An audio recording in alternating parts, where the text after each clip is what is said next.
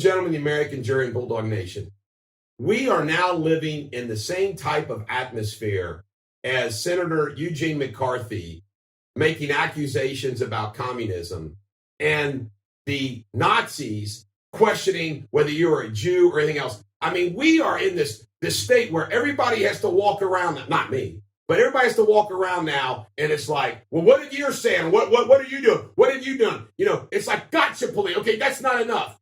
Adidas puts out a Twitter post in support of the cause, so to speak, and apparently people are saying, well, that's not enough.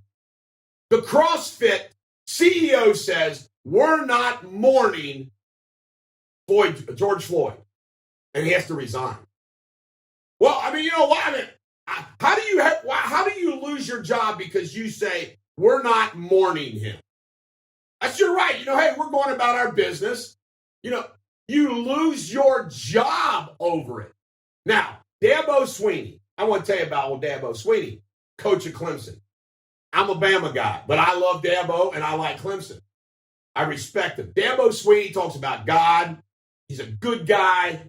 I mean, Dabo Swinney has had absolutely no corruption at all. He's under fire for how he handled an assistant coach and then how he responded to his assistant coach. And I'm watching these jackwagons on ESPN talk about it yesterday. And here's what went down. A black player said MFN, the N-word. And the coach dressed him down and said, we don't say MFN. Dabo Swinney is under fire for not firing the coach who just told the player, we don't talk like that. So they asked these ESPN panel, remember, ESPN is all corporate slaves. Ask the black guy on the panel, what do you think about that? And the guy says, well, first off, that coach has no right. And Dabo Swinney says it's totally different than him actually using that word. And I'm saying to Dabo, you're absolutely freaking correct. This guy says, well, that coach has no business telling a young black man that he can't use the N-word because he and I, we're allowed. I use the N-word all the time too, blah, blah, blah, blah. Well, I'm going to touch the sacred cow today, okay? I don't think white people should use the N-word because everybody knows it's a derogatory term. It's like calling somebody who's gay using the F word. Everybody knows what the F word is in the gay community. You can't call somebody the F word. You're not supposed to call a black person the N word because we all know it's derogatory, okay? However, it's a bunch of crap that we've got this standard now that, hey, it's okay that the blacks can call each other the N word all the time. It's okay. But then, but if somebody slips up and says the N-word in connotation, like, for example, if I was right here and I said, man, he should have never used the word nigger. What? Oh, my God, you said the N-word, explaining that they shouldn't have used the N-word. You got to go. It's so bad we have to say N-word. Do you see how freaking messed up that is? We can't say using the N-word is wrong. That's what we have to say. We're not allowed to say using the word nigger is wrong. See how effed up that is? That is effed up. And I'm sitting there thinking to myself, oh, then we got, the latest thing is the statue. And Robert E. Lee. Robert E. Lee, whether you like it or not, Robert E. Lee is an historical figure who was a general for the Confederacy. Now they're saying they're advocating taking down renaming all forts named after Confederate generals. Well, I'm going to tell you something. George Washington owned slaves. Freedom at his death. He owned slaves. Are we going to take down the Washington Monument? Thomas Jefferson wrote the Declaration of Independence and tried to include slavery in it. I mean, are you kidding me? Where do you draw the line? It's this McCarthyism and fascism crap. And I thought of the solution last night because me and my buddy were texting. And I said, man, we were joking around. I don't know how it came up, but I said, it's a bad time to be a cracker in this world. And he said, can you imagine there's a town called Cracker Town? And they answered the phone and said, Cracker Town PD, may I help you? And I Googled, and sure enough, there's a Cracker Town. Now, you may not realize this, but a cracker, which is a connotation of a white person, a cracker is actually somebody who lived in northern Florida. That's how Cracker Town got their name. It's somebody who lives in northern Florida, cracker.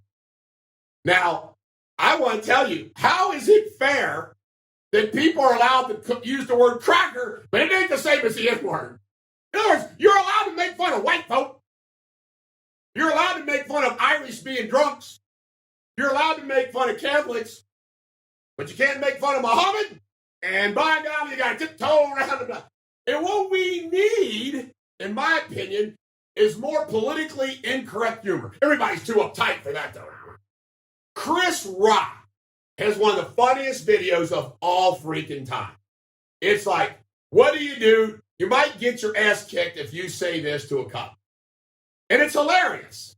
It's hilarious. It's black, and it's an American humor about what you're not doing. It's all true. It's like, yeah, you might get your ass kicked if you say this. Don't do this.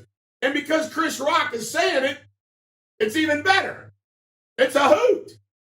And I'm telling you right now, it's the McCarthyism and the fascism that's ever got everybody so uptight. It cracks me up. And I tell you right now, I'm a white guy, so I can't pretend to know what it's like to be a black person in America. But you know that I've said this over and over and over again. I'm sympathetic to people, blacks who grow up in this country, particularly young black males. They got to deal with a lot of shit that you and I don't have to deal with. I've said that, and it's fact. It's just the truth. At the same time, my limited, this is a fact. I have interacted with blacks my entire life.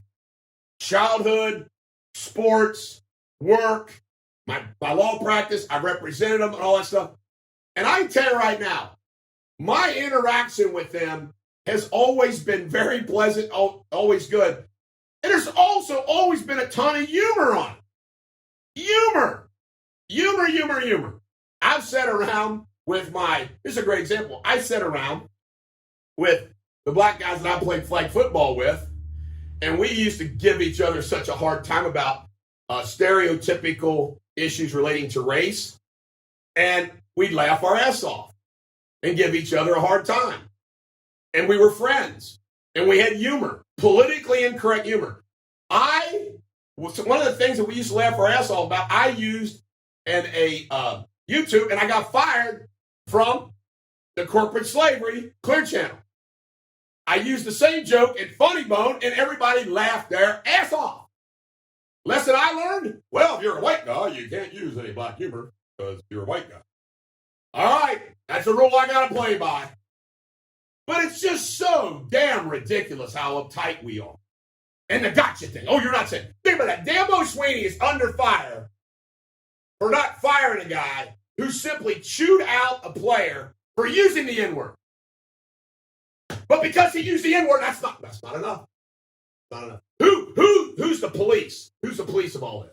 The national media is the police of all this.